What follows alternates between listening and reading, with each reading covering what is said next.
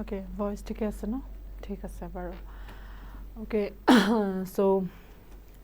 কি বুলি ষ্টাৰ্ট কৰিম ভাবি পোৱা নাই ওকে যেহেতু আমি গম পাইছো আমি অসমবাসী আমি গম পাইছো যে আমি কেনেকুৱা মানে কি হেৰালো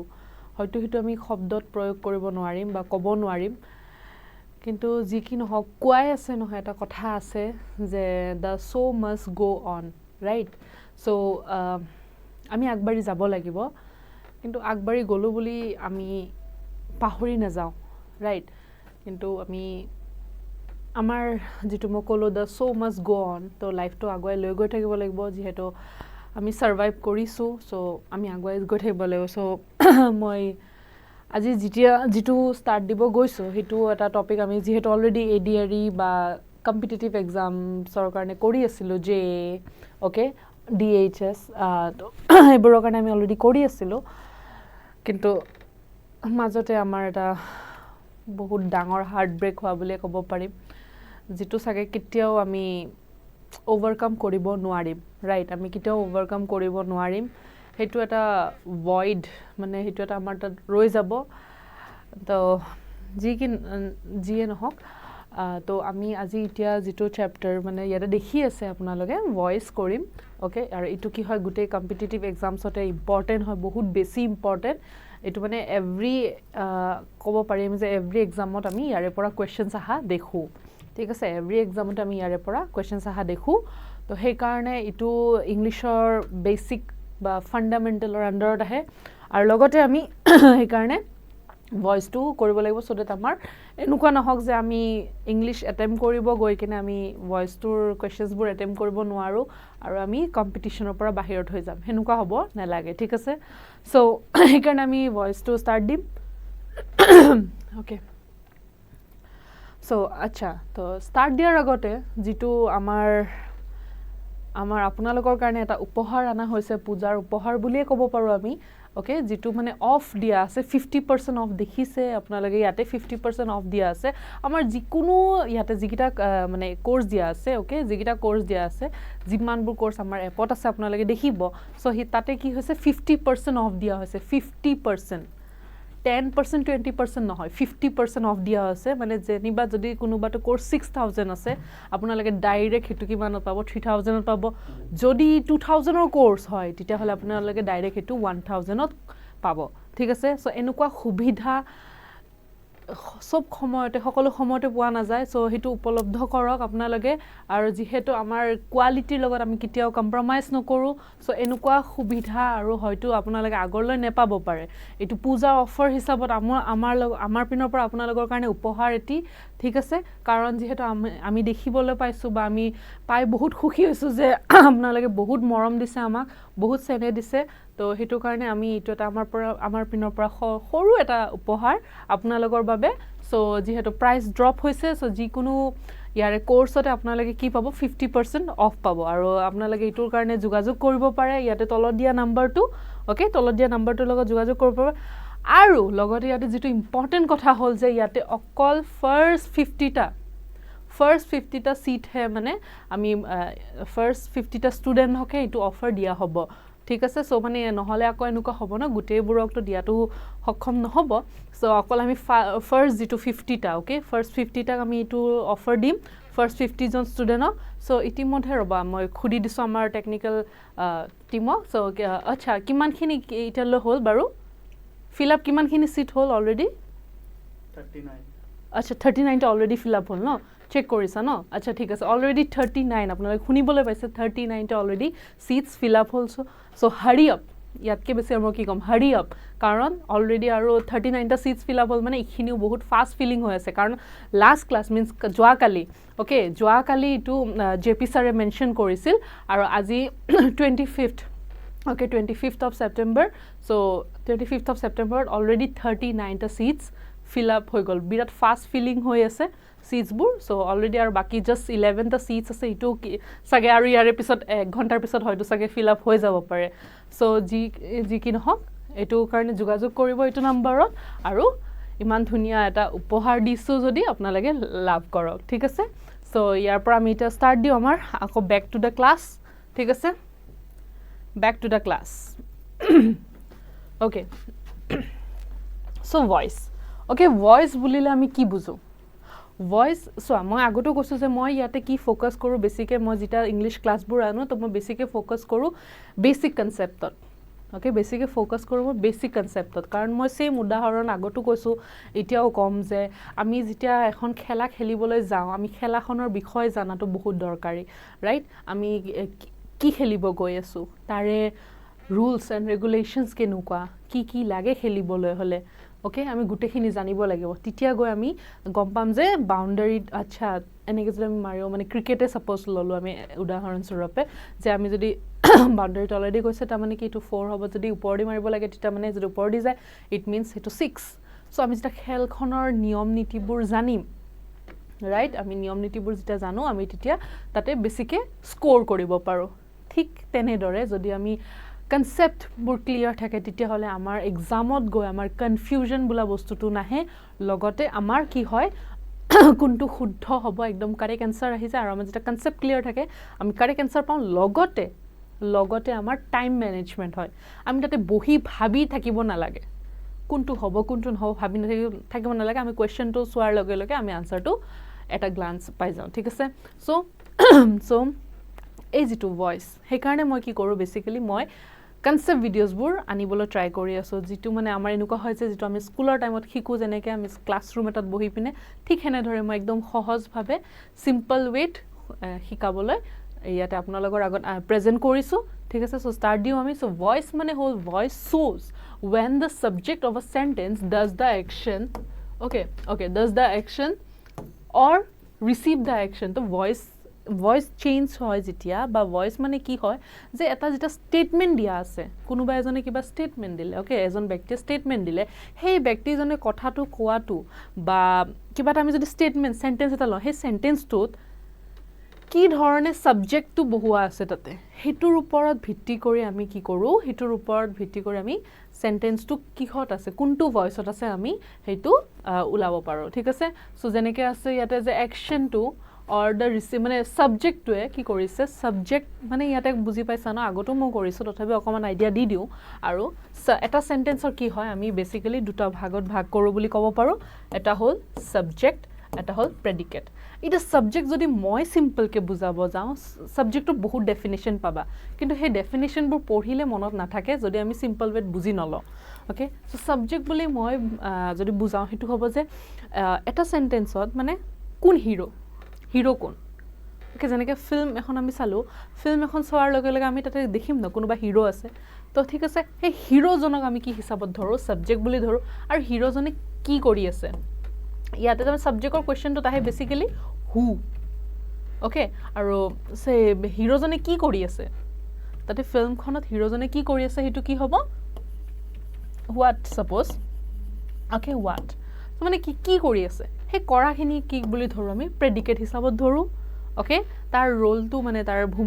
ভূমিকা পালন কৰি আছে আৰু লগতে আমি যদি চাওঁ যে কোনে কৰি আছে সেই কামটো তেতিয়াহ'লে সেইটো ছাবজেক্ট হিচাপত হয় এতিয়া ভইচত কি হয় যে এই ছাবজেক্টজনে হিৰ'জনে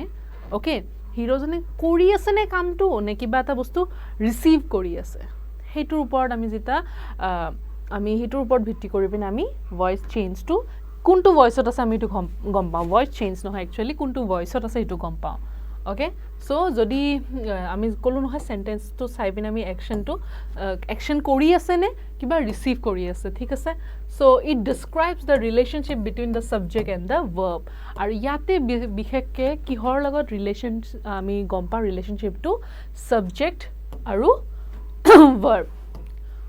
মানে কি আছিল একশ্যন ৱৰ্ডছ কিবা এটা কৰি থকা বুজায় অ'কে কিবা এটা কাম কৰি থকা বুজায় যেনেকৈ এতিয়া মই তোমালোকক বুজাই আছোঁ চ' বুজাই থকাটো তোমালোকে চাই থকাটো এটা কাম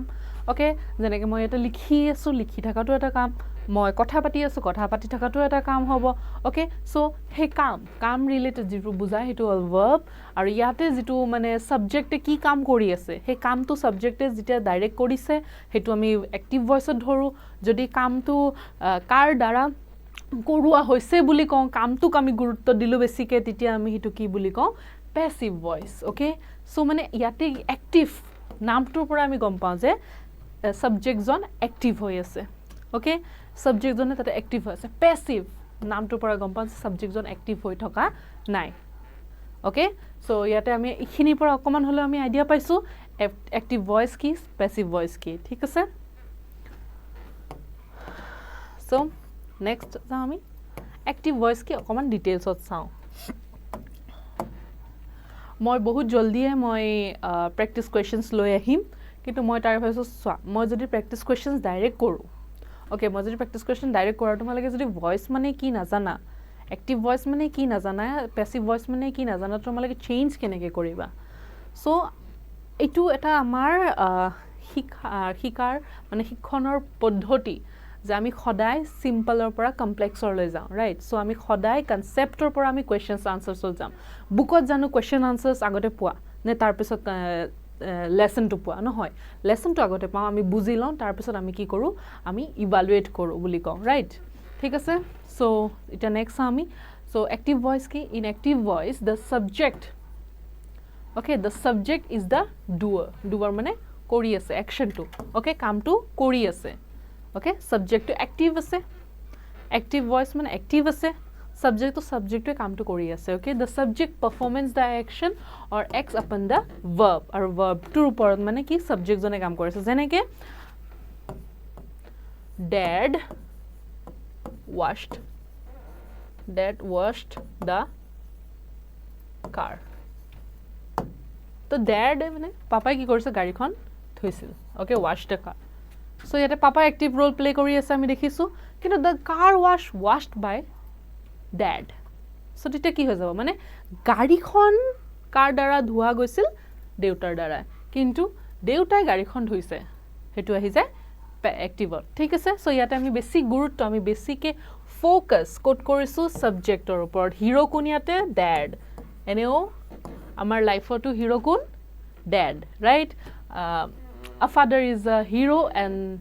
swali ezone karone aru father are their first love right jaki no thik ase so next ami golu eta ami jitu structure okay structure to ami monor rakhibo lagibo titia moi jeneke tense koraunte ki korisu tense koraunte moi structure banai disilu no hoy কলমত structure বনাই দিছিল না কারণ যেতিয়া structure মানে যেনেকে আমি ম্যাথছত formula মনত কৰো ফৰ্মুলাটো মনত থাকিলে মুখস্থ থাকিলে আমাৰ কি হৈ যায় আমি তাতে যি নাম্বাৰে নহওক বিশ্বৰ বেলেগ কবাৰ পৰা নাম্বাৰ লৈ আহিলে আমি হিটো যদি ইনপুট কৰি দিও আমাৰ আনসাৰটো পাই যাম সো ফর্মুলা হিচাপত সো ইয়াতে এক্টিভ ভয়েসত কি হৈ যায় সাবজেক্ট থাকিব প্লাস ভার্ব থাকিব প্লাস অবজেক্ট থাকিব সাবজেক্ট থাকিব ভার্ব থাকিব প্লাস অবজেক্ট থাকিব ওকে বুজি পালা তাৰপিছত আমি অক্সফোৰ্ডৰ ডিকশনাৰী হিচাপত কি ডেফিনিশন দিছে কি ডিফাইন কৰিছে আমি এক্টিভ ভয়েসটো অকমান চাও ঠিক আছে so active voice means the form of a verb in which the subject is the person or thing that performs the action okay যত মানে verb টো কোনে কৰি আছে okay হেতুৰ ওপৰত বেছি ফোকাস কৰা হয় বেছি গুৰুত্ব দিয়া হয় ঠিক আছে হিটো কি বুলি কও আমি এক্টিভ ভয়েস বুলি কও যেনেকে সবাই ইয়াতে active voice means the form of a verb এটা ভাৰ্বৰ ফর্ম হয় যত কি হয় subject to person or thing okay that performs the action subject to কি কৰে সেই কামটো তাতে subject জনে কৰে মানে subject টোৱে কৰে okay subject টোৰ দ্বাৰা কৰা হৈছে বুলি নুবুজায় ইয়াতে subject টোৱে কৰে বুলি কৈছে subject টো মানে ডাইৰেক্টলি ইনভলভ থাকে বুলি আমি ক'ব পাৰো ৰাইট হয় তো তাৰপিছত আমি চালু কলিন্স ডিকশনাৰী কি কয় the active voice is defined as a voice of verb okay a voice of verb used to indicate that the subject of a sentence is performing the action subject of the sentence hey sentence to jitu subject jitu hero teoi ki kori ase kam to kori ase eketa kothai okoman ghurai pokai bujaise yate okay so কি কৈছে ইয়াতে the indicate that the subject of a sentence is performing the action or causing the event or process described by the verb verb জিটো কথা কৈ আছে okay verb to জিটো কাম কৰা হৈ আছে বুলি বুজাইছে সেই কামটো কোনে কৰি আছে subject কৰি আছে actively কৰি আছে হে কাৰণে আমি এটো কি বুলি কম active voice so এতিয়া ইখিনি যেটা বুজি পালা মই ইমানটো sure যে ইয়াৰ পৰা active voice টো বুজি পাইছা বুলি so ইখিনি যেতিয়া বুজি পালা তো ইয়াৰ পৰা আমি কি বুজি পালো যে আমি at least examত গৈ আমি যেটা দুটা সেন্টেন্স চাম দেখিম তো সেই দুটাৰ পৰা আমি গম পাম যে কোনটো এক্টিভ ভয়েস কোনটো প্যাসিভ ভয়েস ৰাইট আমি হিটো নলেজ হ'ব আৰু লগত আমি কেনেকৈ চেঞ্জ কৰিব লাগে আমি হিটোও চাম ঠিক আছে ষ্ট্ৰাকচাৰটো মনত থাকিব আমাৰ ওকে ক্লিয়াৰ ঠিক আছে সো নেক্সট যাওঁ আমি এইবাৰ যাম আমি পেছিভ ভয়েসত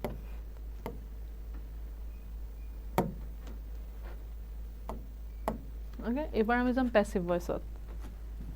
এই কৰাচোন এসিটো কমাই না টেম্পাৰেচাৰটো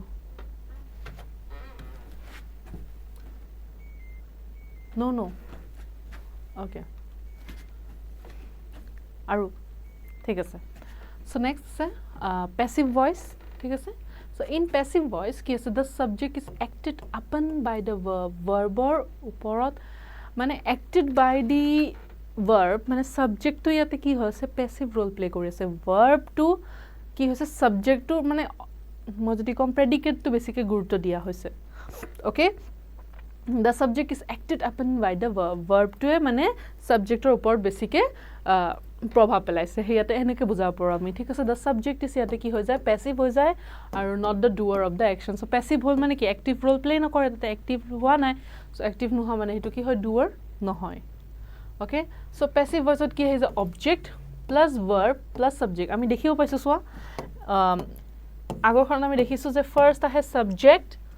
verb to মাজতে থাকে okay first subject আহে lastত object আহে আমি ইয়াতে দেখিছো first object আহে তাৰ পিছত subject আহে মানে ইয়াতে গুৰুত্বটো বেছি কোট ফোকাস কৰা হৈছে objectত বেছি ফোকাস কৰা হৈছে ঠিক আছে so oxford dictionary হিচাপত কি আহিছে passive voice shows the subject is affected by the action so passive voice কি দেখায় যে subject টোৱে যেটো action হৈছে হেতু actionৰ মানে প্ৰভাৱ পেলাইছে subjectৰ ওপৰত okay subjectৰ ওপৰত মানে প্ৰভাৱ পেলাইছে ঠিক আছে তাৰপিছত আমি চাম Collins dictionary passive voice is formed with be plus past participle already মই tense কৰি উঠিছো okay tense মই বুজাইছো এখিনি be verb কি হয় past participle কি হয় be যেটো আমি কৰিছিলো V1, V2, V3. Okay, already koriso ami. Right? So, yate moi already bujaisu. So, past participle and the subject does not perform the action, but it is affected. Subject to yate directly kaam tu nokore kintu kaam tu kar dara kora hoise. Subject jonor darai kora hoise ba he kaam tur probhab kot porise subject tur upor porise. Okay? Kintu tate actively involved nohoy ba actively participate kora tu yate nedekhay. কিন্তু কামটো হেনেকে মানে তাৰ হে সাবজেক্টৰ দ্বাৰাই কৰোৱা হৈছে ঠিক আছে সো বুজিলা ইয়াতে the car dad washed the car was washed by dad okay so be verb আহি গল ন okay ঠিক আছে সো আমি অকমান ডিফারেন্স তো চাও okay আমি অকমান ডিফারেন্স তো চাও So, the difference between the active voice and passive voice. So, active voice ki ase sami denotes that the subject is performing the action. Ki bujaise ete je subject jone kaam tu kori ase. Okay? So, passive voice ki ahi jay denotes that the subject is acted upon by the verb or action in the sentence. Kintu tate mane kaam tu korwa direct no bujay kintu then subject tur upor he kaam tu korwa hoise. হেতু বুজায় okay তাৰপিছত active voice does not require a linking verb মানে কেনেকুৱা যেটো আমি কও যে conjunction এ হক বা models A Haque be verb Haque active voice ত হেবোৰ নালাগে ওকে কিন্তু ইয়াতে লাগে passive voice ত linking verb লাগে okay the passive voice uses a linking verb okay so linking verb যিবোৰ মানে যেনেকে be verb যেটো was where okay hebu linking verb buli koy okay hetu mane ki hoy duta sentence dhara link kore thik ase so linking verb buli koy and then linking verb or upor moi lagile aru eta bhalke eta concept video anim okay aji ami hikhini na jao iman deeply na jao so followed by the past participle aru logote yate past participle etu moi already kori uthisu saba jodi swana youtube ote ase already amar channel ot thik ase of the main verb aru helping verbs main verb or helping verb morite monot porse ami helping verb korisu models right helping verbs ami auxiliary verbs buliu ko ba models buliu ko ami etu korisu thik ase so active voice focuses on the doer of the action কোনে কৰিছে কামটো হু হেতুৰ ওপৰত বেছি focus কৰে গুৰুত্ব হেতুৰ ওপৰত বেছি দিয়ে হিৰোজনৰ ওপৰত বেছি গুৰুত্ব দিয়ে ৰাইট আৰু the passive voice comes in handy when the doer of the action is undetermined আৰু ইয়াতে মানে কোনে কৰিছে কামটোৰ ওপৰত বেছিকে গুৰুত্ব নিদি পিনে বা undetermined আৰু বেছিকে ইমান নিৰ্দিষ্ট হিচাপত মানে ইয়াতে ধৰি বান্ধি নিদিয়ে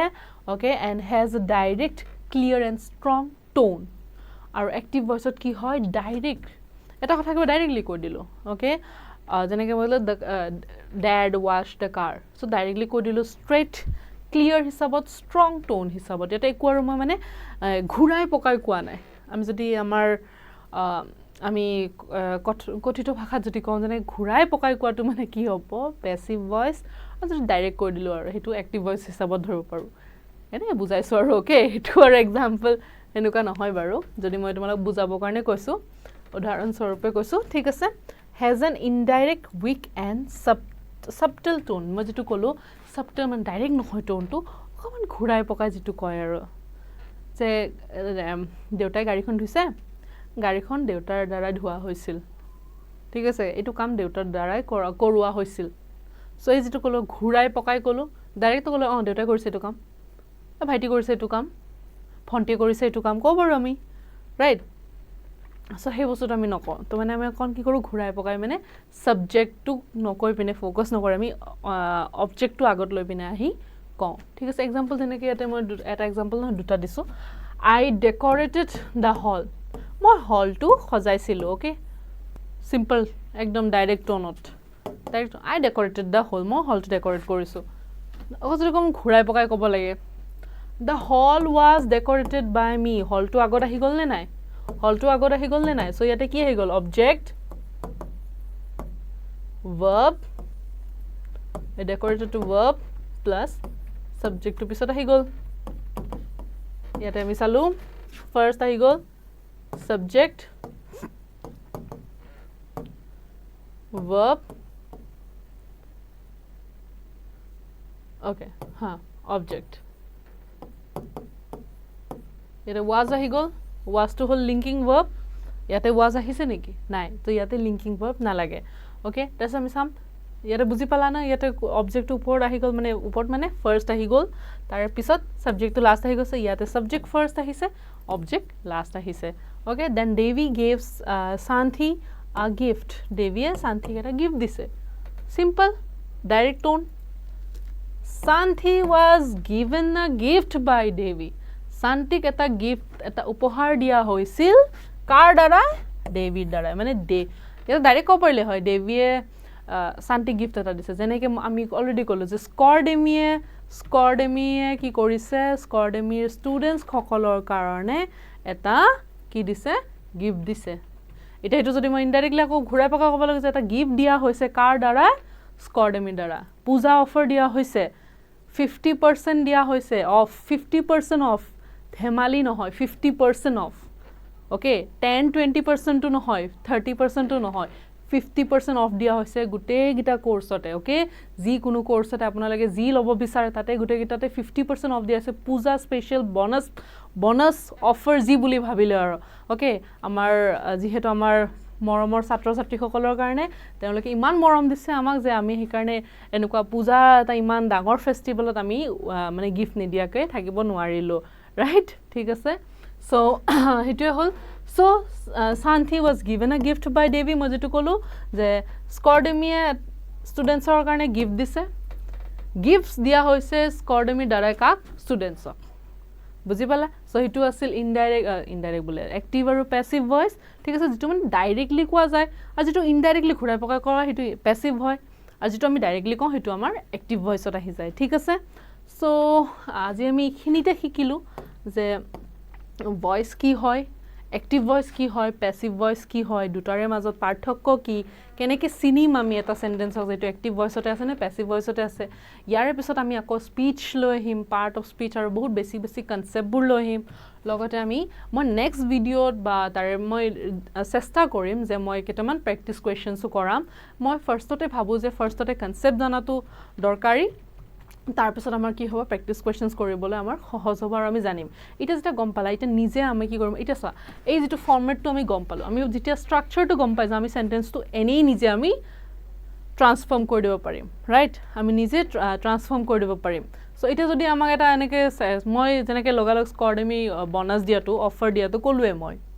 চ' লগালগ আমি ফৰ্মেটটোত ষ্ট্ৰাকচাৰটো জানো আমি ফৰ্মুলাটো জানো তাতে যিকোনো নাম্বাৰ নাহক আমি পুট কৰি দি পিনে আনচাৰটো ওলাব পাৰিম ঠিক আছে চ' আমি আজি ইতিমধ্যে আজি এইখিনিয়ে কৰিলোঁ আমি যে ভইচ কি হয় লগতে আমাৰ এক্টিভ ভইচটোৰ কি হয় আমি ভালকৈ জানিলোঁ অ'কে ষ্ট্ৰাকচাৰটো জানিলোঁ য'ত ছাবজেক্ট আগত থাকে ভাৰ্ব থাকে দেন অবজেক্ট থাকে ইয়াতে ছাবজেক্টত গুৰুত্ব বেছি দিয়া হয় অবজেক্টটো পিছত থাকে কিন্তু পেছিভ ভইচত কি হয় অবজেক্টটো আগত থাকে আৰু ছাবজেক্টটো পিছত থাকে অবজেক্টৰ ওপৰত বেছি গুৰুত্ব দিয়া হয় চ' আজিৰ ক্লাছটো ইমানখিনিয়ে আছিল নেক্সট আকৌ লগ পাম বুলি আশা থাকিল